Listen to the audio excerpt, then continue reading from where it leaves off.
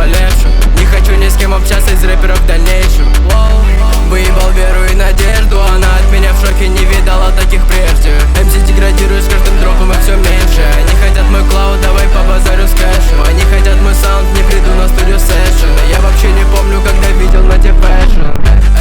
Помню, что мне обещали, забыл про старых знакомых, да мы давно не общались. Я всегда спокоен и не чувствую печали, и мой арт не страдает, главное, чтобы не отчалил. Москва меняет, это правда. Раньше хотел денег, теперь хочу себе брата. У тебя пиздатый клип, тогда почему там 6 кадров? Индустрия заебала, большинство мне нереально. До сих пор копируют мои старые строчки.